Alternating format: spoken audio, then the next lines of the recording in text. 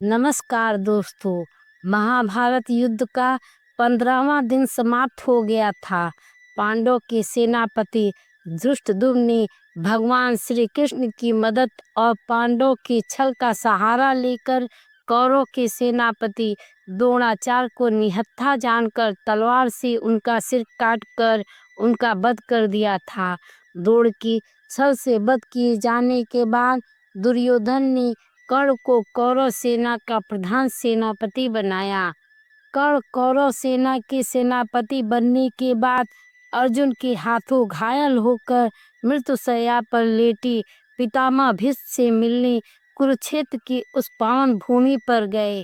पितामह को घायल अवस्था में देखकर कर्ण सभी बैर बुलाकर भावुक हो गए और उनकी आंखों में आंसू छलक आए।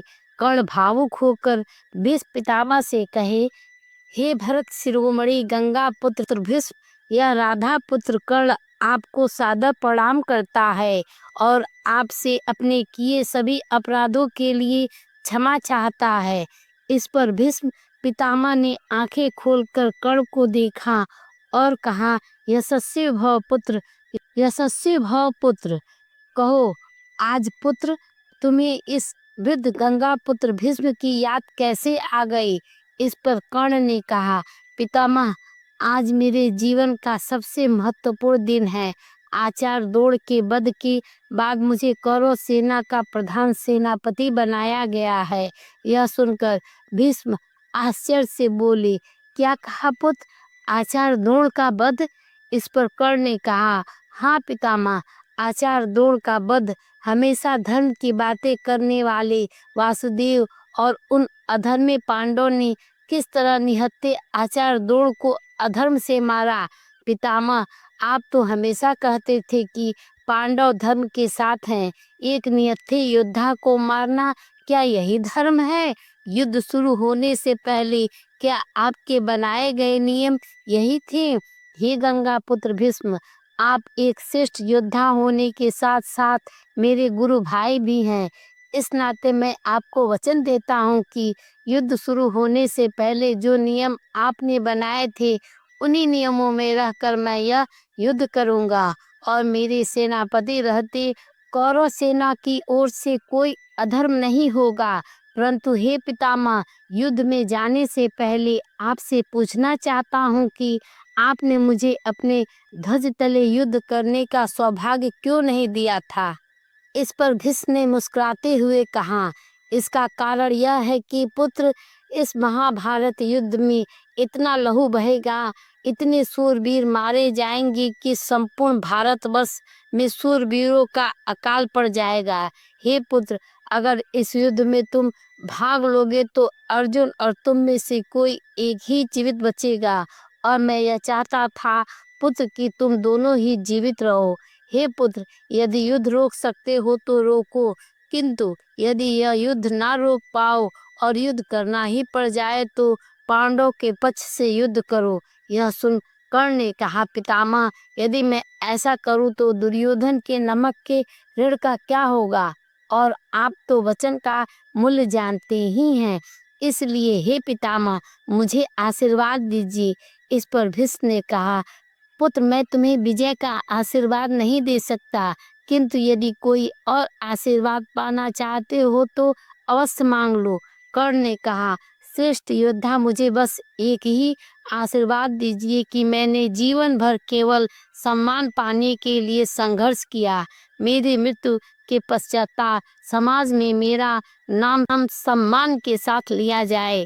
इस पर भीष्म ने कहा, हे पुत्र, यदि सम्मान की इच्छा रखते हो तो विजय के लिए युद्ध करो, वध के लिए नहीं। मनुष्य का वध तो छल या कपट से भी किया जा सकता है, किंतु उससे सम्मान नहीं मिलता। हे पुत्र, यह मेरा आशीर्वाद है। यदि तुम अपने सामर्थ्य पर विश्वास रखकर युद्ध करोगी और छल या कपट का सहारा नहीं लोगे तो अवश्य ही तुम्हें सम्मान की प्राप्ति होगी। हे सूर्य पुत्र, इस धर्म क्षेत्र कुरुक्षेत्र में जितने भी योद्धा एकत्रित है, वे चाहे किसी भी शरीर में हो, वह सभी अकेले ही हैं और अकेलेपन का अर्थ तुमसे अधिक कौन समझ सकता है। पुत्र, कौन समझ सकता है। यह सुन कर्ण पितामह के चरण स्पर्श कर कुरुक्षेत्र की ओर चल पड़े। महाभारत युद्ध का 16वां दिन शुरू हुआ। कर्ण ने कुरुक्षेत्र युद्ध में भारी संख्या में पांडवों की सेना को नुकसान पहुंचाया। कर्ण ने कई अक्षणी सेनाओं को मार डाला और पांचालों का वध किया। इतना ही नहीं, कर्ण ने सात्यकी, शिखंडी, पांडव भाइयों में नकुल, सहदेव, युधिष्ठिर और भीम को युद्ध में हराया और उन्हें जीवन दान भी दिया। कर्ण ने युद्ध में अर्जुन को लगभग मार ही दिया था, किंतु भीष्म को दिए वचन के कारण कर्ण ने अर्जुन को भी जीवन दान दिया। महाभारत युद्ध में कर्ण ने तो भीष्म के बनाए नियमों का पालन किया, किंतु जब बात पांडवों की आई तो उन्होंने वही नियम ताक पर रख दिए और द्रोणाचार्य की तरह अर्जुन ने भगवान श्री कृष्ण की मदद और छल से निहत्थे कर्ण पर अंजलि का अस्त्र चलाकर उसका वध किया। कर्ण तो वीर गति को प्राप्त हो गए, किंतु अपने पीछे एक सवाल छोड़ गए कि कौरव को अधर्मिक कहने वाले क्या स्वयं धर्म की राह पर थे। माना अभिमन्यु का वध अधर्म था, तो भीष्म, द्रोणाचार्य और कर्ण का वध क्या धर्म था?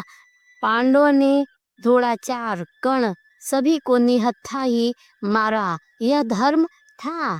क्या यह धर्म था? आपको यह वीडियो कैसा लगा कमेंट बॉक्स में ज़रूर बताएं और साथ ही इस वीडियो को लाइक करें और मेरे चैनल को सब्सक्राइब करके घंटी का बटन दबा दीजिए। भोलेनाथ की कृपा दृष्टि आप पर सदा बनी रहे। हर हर महादेव की जय।